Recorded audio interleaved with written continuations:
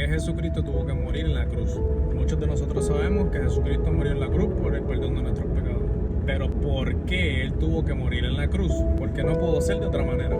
Para yo poder explicar necesito ir al Génesis. Cuando Dios crea al hombre perfecto. La mujer es tentada por Satanás y cede. Satanás implanta en la mujer el mismo pecado por el cual él cayó, que fue el orgullo. Con que Dios te ha dicho que no comerás de los frutos, una mentira, y ella le dice, yo puedo comer de los frutos, pero no del fruto del bien y el mal. Y ella comienza una conversación con Satanás. Y Satanás le dice, porque sabe Dios que cuando comas de este fruto, serás como Dios, conociendo el bien y el mal. Implantó en ella el orgullo de que ella iba a ser como Dios, conociendo el bien y el mal. La misma razón por la cual él cayó, que es que él quería ser como Dios. Y él implanta esto dentro del corazón del ser humano. Y luego ella va a donde el hombre y le dice, mira, comí y nada pasó. El hombre come y entonces se les abren los ojos y entra el pecado al mundo. Dios le dijo a Adán, no comas del fruto, porque el día en que comas del fruto, ciertamente morirás. Cuando él comió del fruto, murió, no instantáneamente. Pero ¿qué pasó? Él murió espiritualmente, porque Dios no puede vivir donde hay pecado. El Espíritu Santo no puede morar donde hay pecado. Y luego por el pecado entra también la muerte física. Y desde Adán el pecado se ha repartido por todas las generaciones. Por eso nosotros notamos el pecado desde que nacemos y notamos que nuestros hijos tenemos que enseñarles lo bueno, porque ya lo malo ellos saben hacerlo. Ejemplo, ellos aprenden a mentir si tú enseñarles, tú hiciste esto, y ellos te dicen no. ¿Quién les enseñó a mentir? El pecado que hay en ellos. Los niños no son pecadores, porque no es hasta que tú llegas a cierta edad de conocimiento que se te imputa el pecado. Pero se refleja la naturaleza pecaminosa en nosotros, porque tenemos que ser educados, porque ya lo malo está en nosotros. Dice la palabra del Señor que el reino de los cielos es de los niños. Dejad a los niños venir a mí, no se lo impidáis, porque de los tales es el reino de los cielos. Lo que quiere decir que los niños son de Dios. Ahora, el pecado se riega por toda la humanidad a través de Adán. Él empieza a través de la relación sexual. Él implanta la semilla del pecado dentro de Eva a través de su semen. En el semen se encuentra la semilla del pecado, y todo ser humano contiene la semilla del pecado por su padre. Ahora todo esto comienza a suceder y el Espíritu Santo no puede morar dentro de los seres humanos, porque el pecado ahora está en nosotros. Por eso en el Viejo Testamento el Espíritu Santo posaba sobre una persona pero se iba. Posaba sobre una persona pero se iba. No podía vivir en la persona porque el pecado no le podía permitir a Dios vivir en esa persona, porque eran pecadores. Dios no puede vivir donde hay pecado. ¿Qué pasa? Ahí es donde luego Dios trae la ley a través de Moisés, y en la ley Dios pone el sacrificio de ciertos animales inocentes por expiación de los pecados, o sea, por el perdón de los pecados.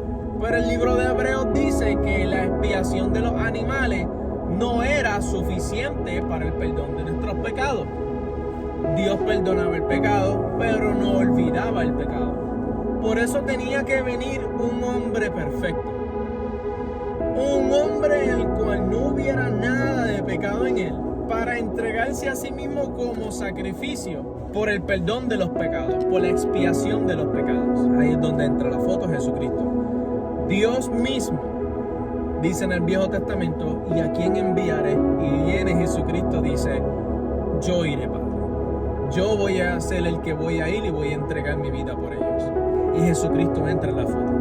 Entonces, porque la semilla del pecado había sido regada a través de la relación sexual, a través del semen del hombre, y cada cual de nosotros somos pecadores porque contenemos la semilla del pecado que nuestro Padre nos la dio a través de esa relación sexual que estuvo con nuestra madre. Viene Dios y escoge una virgen, y escoge a María.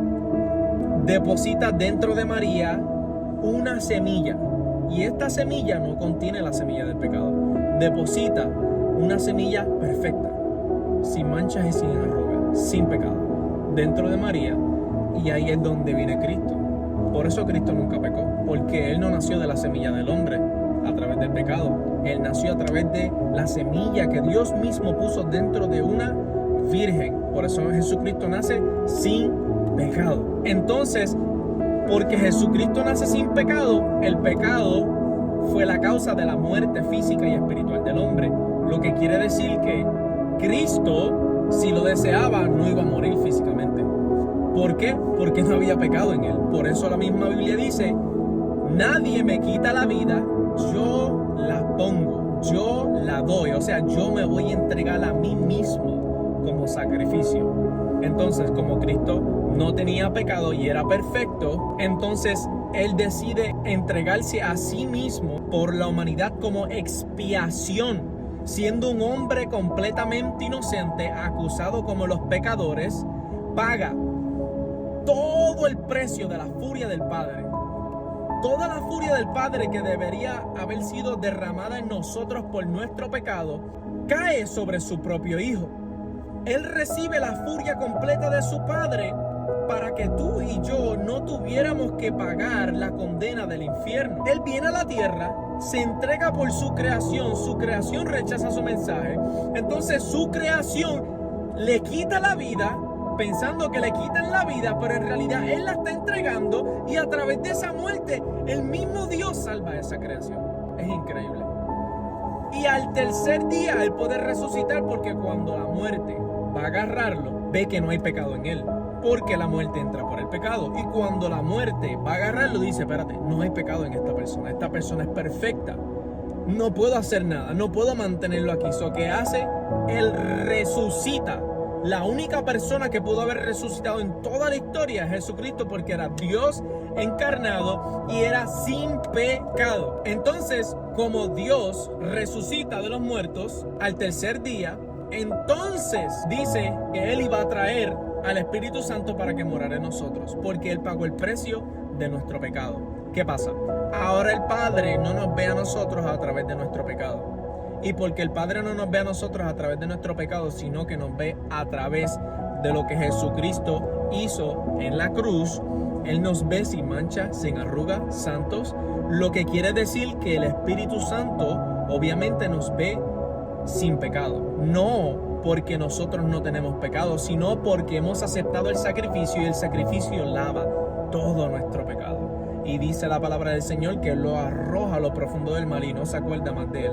Entonces, el Espíritu Santo puede vivir en nosotros, porque ahora somos sin pecado por lo que Cristo hizo. Somos pecadores, pero como el Padre nos está viendo a través del sacrificio del Hijo que nosotros hemos aceptado, el Espíritu Santo ahora puede vivir en nosotros, porque el Hijo lavó todo nuestro pecado. Y ahora Él puede vivir en nosotros, cosa que en el Viejo Testamento no podía. ¿Por qué?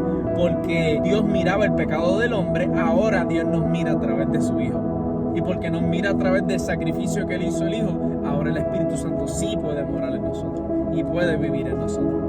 Eso fue exactamente lo que hizo Jesucristo. La primera persona que el Espíritu Santo vivía completamente en ellos era Adán y Eva.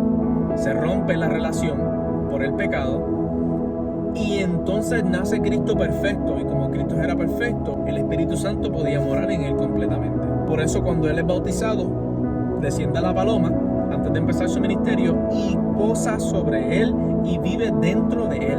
Y ahí está la plenitud de Dios completa en función, Padre, Hijo y Espíritu Santo. Ahí vemos el Padre hablando, diciéndole: este es mi Hijo amado en el cual tengo complacencia, y el Espíritu Santo posando y morando dentro de Jesucristo, porque en Él no había pecado. Entonces Él es el ejemplo de cómo nosotros debemos vivir.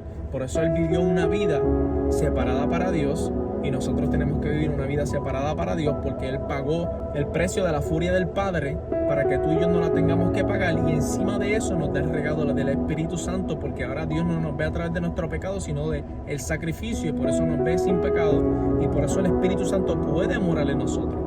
No porque lo merecemos, es un regalo, por gracia soy salvo. No por obras para que nadie se gloríe, es por medio de la fe. Dios te bendiga.